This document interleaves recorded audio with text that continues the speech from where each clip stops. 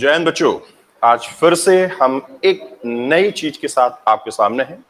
The fast track method to learn preposition.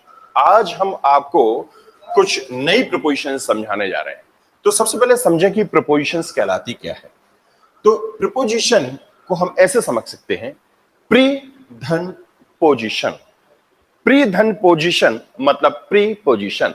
हम इसको हिंदी में समझें, जो शब्द किसी नाउन या प्रोनाउन के पहले प्रयुक्त होता है और उसके साथ प्रयुक्त होकर वाक्य के अन्य शब्दों के साथ जो संबंध बताता है वो क्या कहलाता है? प्रीपोजिशन कहलाता है। We can say a word used before a noun और pronoun to show its relation with the other words of the sentence known as preposition. हम इसे प्रीपोजिशन के नाम से जानते हैं।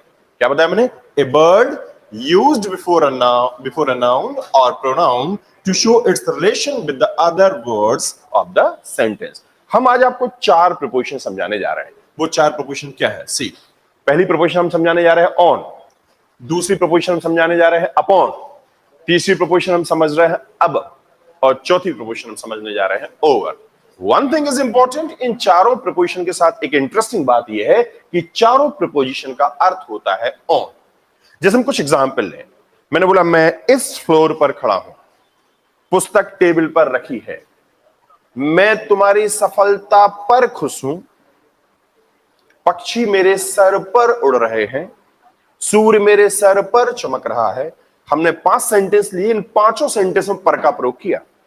इट डजंट मीन, इसका अर्थ यह नहीं हुआ कि हम ऑन, अपॉन, एबव, ओवर किसी को भी अप्लाई कर दें। They have their certain use, इनके अपने अलग अलग यूजेस हैं। Let we learn one by one. हम पहली कंडीशन को समझने की कोशिश करें। ऑन मतलब पर। इसका प्रयोग हम कब करते हैं? जब दो सब्जेक्ट और ऑब्जेक्ट एक दूसरे को टच करें और साथ ही साथ विजिबल हो। टच करने से तात्पर्य क्या है कि जब दो सब्जेक्ट और ऑब्जेक्ट एक दूसरे को टच करें। जैसे मेरे हाथ में रिमोट है, मैंने बोला रिमोट मेरी हथेली पर रखा हुआ है, तो ये मेरी सब्जेक्ट, मैंने माना रिमोट को, हथेली को मान लिया मैंने ऑब्जेक्ट, किसी को भी सब्जेक्ट ऑब्जेक्ट माना। हमने देखा ये एक दूसरे को टच कर रहे हैं, टच कर रहे हैं, यस, एक दूसरे को टच कर रहे हैं और हम अपनी आंखों से देख पा रहे हैं। ऐसी कंडीशन जहां जहां होगी वहां वहां ऑन का प्रयोग करेंगे। ठीक है, हम सेकंड एग्जांपल लेके चलें। अपॉन। अपॉन जस्ट अपोजिट है, अपॉन इसके बिल्कुल विपरीत है। जब सब्जेक्ट और ऑब्जेक्ट एक दूसरे को छुए ना और ना ही दिखे, सब्जेक्ट और ऑब्जेक्ट एक दूसरे को छू भी नहीं रहे और दिख भी नहीं रहे, ऐसी कंडीशन में अपॉन का प्रयोग करते हैं। मैंने बोला मुझे उसकी उपलब्धि पर खुशी है। उसकी उपलब्धि और खुशी दोनों को सब्जेक्ट और ऑब्जेक्ट माना। ना तो उपलब्धि और खुशी एक दूसरे को छू सकते ना दिख सकते हैं। The thing this I would like to tell you कि जिसे हम महसूस करते हैं, जिसे हम महसूस करते हैं, फील करते हैं, यदि वहां पर का अर्थ आएगा तो ऑन की अपेक्षा हम काय का प्रयोग करेंगे? अपॉन का प्रयोग करेंगे। See the next example, above. Above और ओवर के साथ कॉमन कंडीशंस है। क्या कंडीशन है? यहां पर जो दो सब्जेक्ट और ऑब्जेक्ट होंगे वो एक दूसरे को टच नहीं करेंगे लेकिन दिखेंगे जरूर। ऐसी कंडीशन में हम अबव का भी प्रयोग करते हैं और हम ओवर का प्रयोग करते हैं। Then what is the difference between them? तो दोनों के बीच में अंतर क्या है? चलो हम आगे करके एक एक करके देखते हैं। सबसे पहले हम स्टार्ट करते हैं ऑन। जैसा बताया, ऑन का अर्थ क्या होता है? पर। कंडीशन आपके सामने है, जब सब्जेक्ट और ऑब्जेक्ट एक दूसरे को टच करें, हम जिसे स्पष्ट अपनी आंखों से देख सके, ऐसी कंडीशन में ऑन का प्रयोग करते हैं। सी, सपोज ये एक टेबल हमारे सामने है, दिस द टेबल।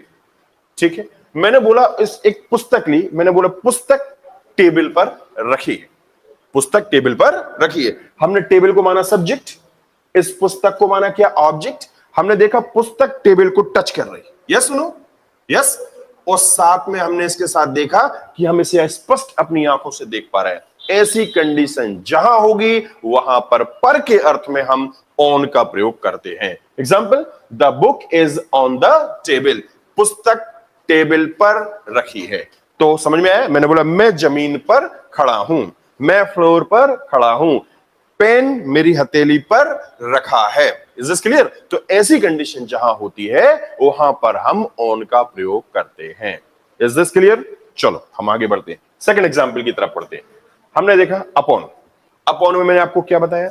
अपॉन में बताया कि जहां सब्जेक्ट और ऑब्जेक्ट एक दूसरे को छुए ना, सब्जेक्ट और ऑब्जेक्ट इनविजिबल हो, जो दिखे ना, ऐसी कंडीशन में हम काय का प्रयोग करते हैं? अपॉन। एग्जाम्पल मैंने लिखा I am happy upon your success, मैं तुम्हारी सफलता पर खुश हूं।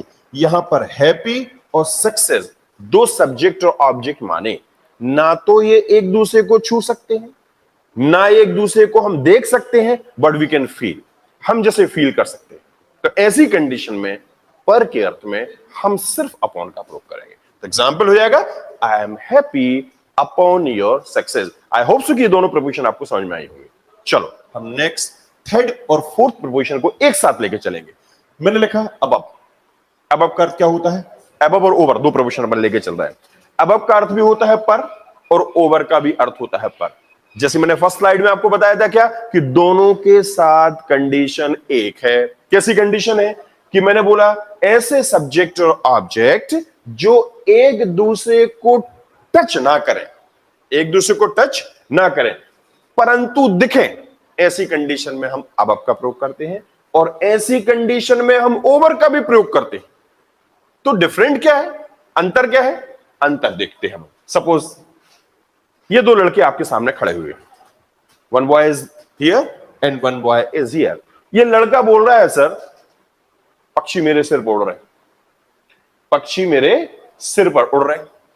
ये लड़का भी बोल रहा है सर पक्षी मेरे सिर पर उड़ रहे हैं। अब दोनों पिक्चर में आप ध्यान से देखो, हमने लड़के को माना सब्जेक्ट, पक्षी को माना ऑब्जेक्ट। यहां लड़के को माना सब्जेक्ट, यहां माना पक्षी को ऑब्जेक्ट। अंतर यह है कि यहां सब्जेक्ट और, हाँ one more thing is there, कि सब्जेक्ट और ऑब्जेक्ट इन दोनों पिक्चर में एक दूसरे को छू नहीं रहे। पक्षी लड़के को छू नहीं रहा, लेकिन दोनों पिक्चर में दिख रहे हैं। तो इस कंडीशन में और इस कंडीशन में अंतर क्या है? अंतर यह है कि यहां पर जो पक्षी है हमारे सिर के इधर उधर, और यहां पर ध्यान से देखो पक्षी बिल्कुल 90 डिग्री पर है, जैसे 90 डिग्री के एंगल पे हमारे सामने कोई चीज है। तो जब ऐसी कंडीशन होती है, सब्जेक्ट और ऑब्जेक्ट छू नहीं रहे, दिख रहे और 90 डिग्री नहीं है, तो हम बोलेंगे अबव। और जब यहां पर सब्जेक्ट और ऑब्जेक्ट एक दूसरे को छू नहीं रहे, दिख रहे लेकिन 90 डिग्री पर है, तो हम बोलेंगे ओवर। Is this clear? तो हमारा एग्जांपल देख के चले हम। मैंने लिखा the word is flying above the head of the boy, और हमने दूसरे सेंटेंस में लिखा the word is flying over the head of the boy. अब यहां पर मैंने अबव का प्रयोग किया, यहां मैंने ओवर का प्रयोग किया। मैंने बोला पक्षी लड़के के सिर पर उड़ रहे हैं, पक्षी लड़के के सिर पर उड़ रहे हैं। यहां पर 90 डिग्री नहीं है, यहां पर 90 डिग्री है। कंडीशन दोनों के साथ सेम है। तो ऐसी कंडीशन जब होती है तो हम अबव का प्रयोग करते हैं, और ऐसी कंडीशन जब होती है तो हम ओवर का प्रयोग करते हैं। Is this clear? चलो फाइन। तो ये हमारे आज समझा प्रपोजिशन ऑन, अपॉन, अबव और ओवर।